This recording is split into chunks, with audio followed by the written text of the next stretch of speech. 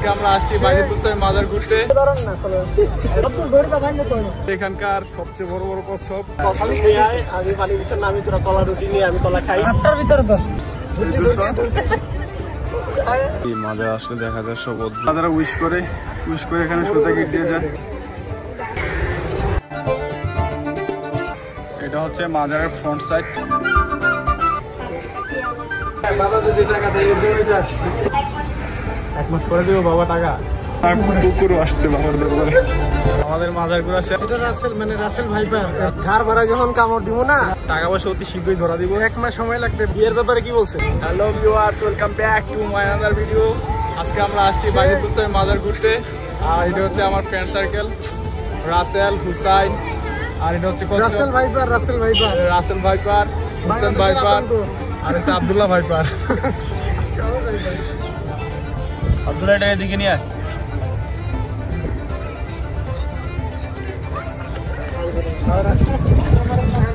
দে আবার কি আশীর্বাদ দে।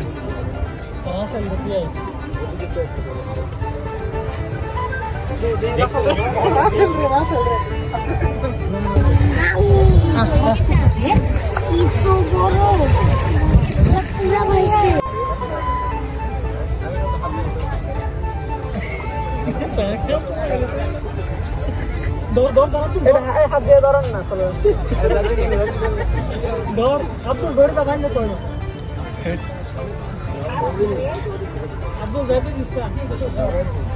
আব্দুল্লাহ হ্যান্ডশেক কর, হ্যান্ডশেক। আব্দুল্লাহ হ্যান্ডশেক। আমি হ্যান্ডশেক করি। বাবু দেখিছো বাবা? আব্দুল্লাহ চলে যাইতেছে। আর এগুলো হচ্ছে এখানকার সবচেয়ে বড় বড় কচ্ছপ। এগুলো বয়স প্রায় 100 থেকে 150 বছর বয়স। হ্যাঁ, জিন।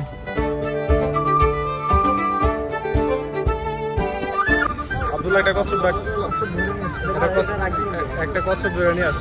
আব্দুল্লাহ চল একটা কচ্ছপ ধরে নিয়ে আস। হ্যাঁ, কই কচ্ছপ কই আছে? আব্দুল্লাহ একটা কচ্ছপ ডাক দে। এই যে আসছে।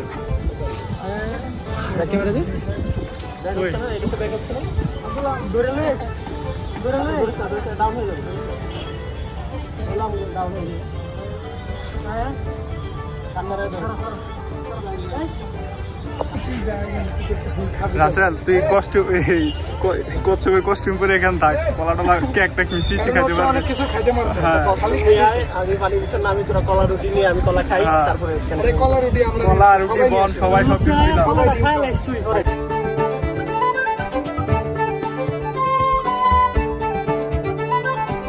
ধরে নিয়ে আগে হাতটা হাতটার ভিতরে তো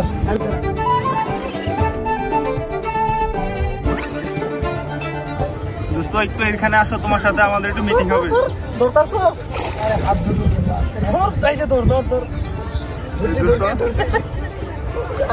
কি অবস্থা দোস্ত, তুমি কেমন আছো? এদিকে আসো, কই যাও? তোমার সাথে একটু কথা আছে।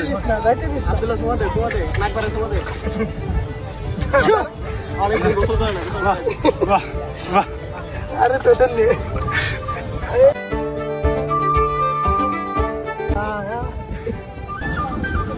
দাম করে আঙুল করে পরে ছিঁড়ে চলে যাবে।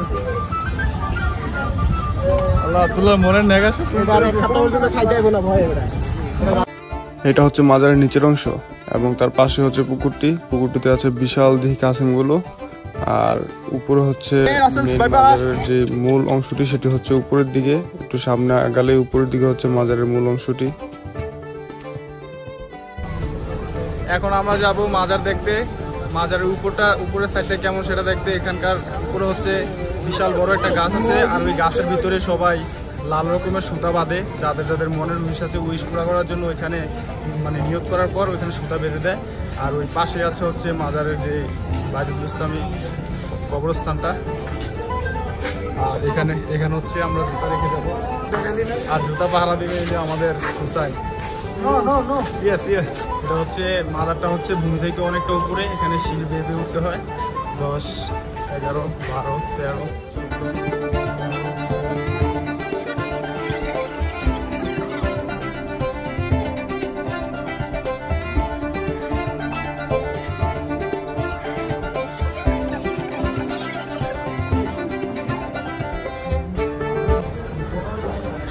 ওরে বাপরে 60টা সিঁড়ি পাওয়ার পর আমরা উপরে আসলাম।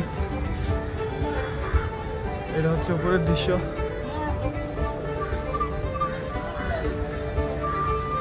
এটা হচ্ছে মাজার থেকে বাইরের দিকটা। ভাইরে মাজার আসলে দেখা যায় সব অদ্ভুত রকমের মানুষ। এই যে এখানে যারা যারা উইশ করে এখানে সোজা গিট দিয়ে যায়। এখানে মুরুখ টুরুক দান করা যায় নাকি? হ্যাঁ,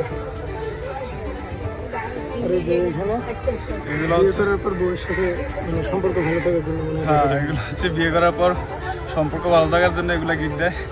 অথবা যে গার্লফ্রেন্ডের সাথে সম্পর্কটা ভালো থাকে। এদিকে তেমন আর কিছুই নেই দেখার মতো।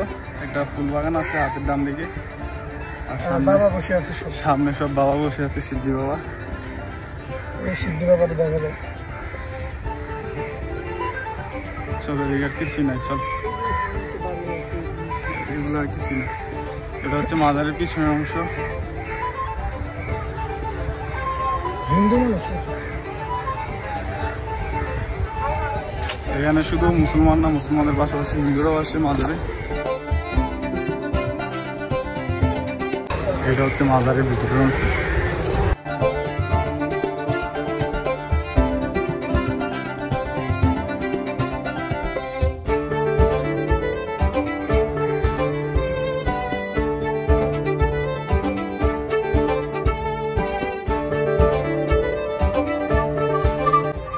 এটা হচ্ছে মাজারের ফ্রন্ট সাইড।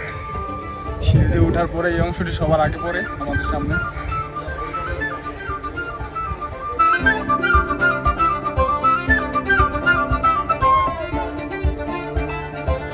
এখানে প্রচুর ভিক্ষুক, আর একজনকে দেওয়ার সাথে সাথে আরো কয়েকজন একসাথে আসছে টাকা নেওয়ার জন্য। আর যতক্ষণ আপনি টাকা না দিবেন ততক্ষণ পর্যন্ত ছাড়ছে না এখান থেকে। বুঝি নাই, টাকা লাগবো? এখানে থাকেন আপনি?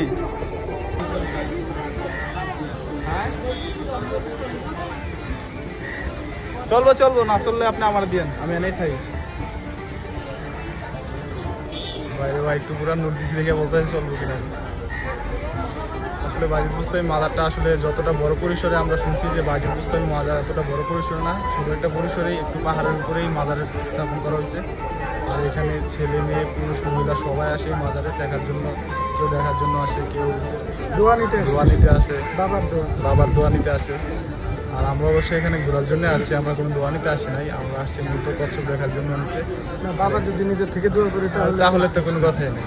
আর আমাদের এই মাজারের সবচেয়ে যে মানে আকর্ষণীয় জিনিস সেটা হচ্ছে এখানকার যে কাসিম, সেই কাসিমগুলা দেখতে বিশাল বড়, কয়েকশো বছর আগের কাসিম। আর এই কাসিমগুলা হচ্ছে অনেকে কাসিম বলে অনেকে বলা হয়, অনেকে এখানকার জিন বন্দি করে এখানে রাখা হয়েছিল এই কাসিমগুলাতে। আমাদের মাজার ঘোরা শেষ, আর আমরা এখন রওনা দিয়েছি চলে যাওয়ার জন্য।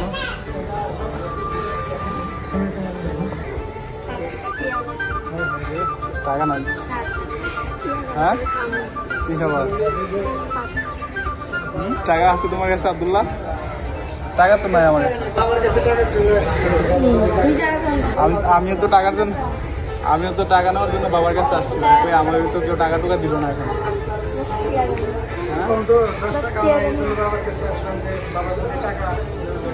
বাবা দিব?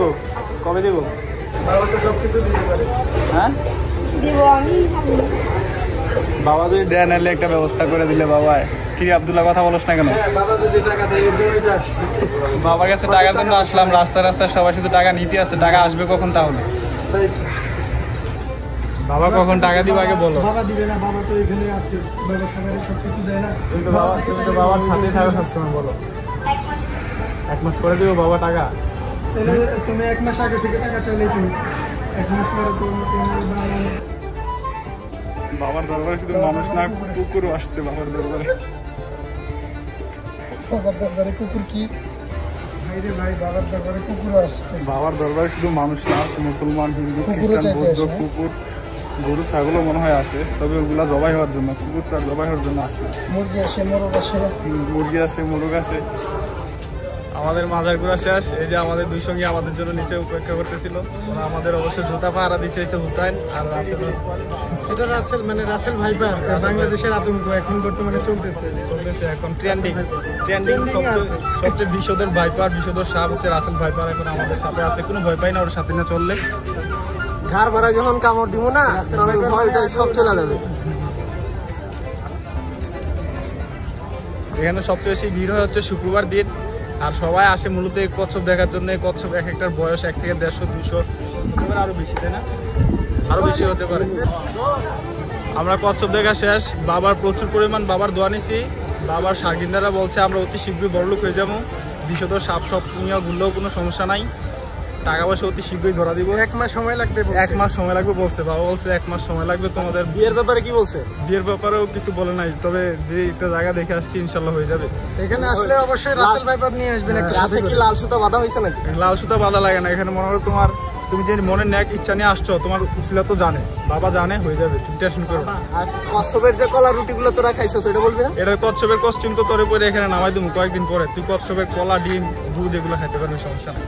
ইচ্ছে মতো চলো আমরা বেলপুরি খাইতে যাই। বেলপুরি খাওয়াবো রাসেল। ঠিক আছে, আল্লাহ হাফেজ, বাই বাই। দেখা হবে আবার নতুন কোনো জায়গায়, নতুন কোনো ভিডিও।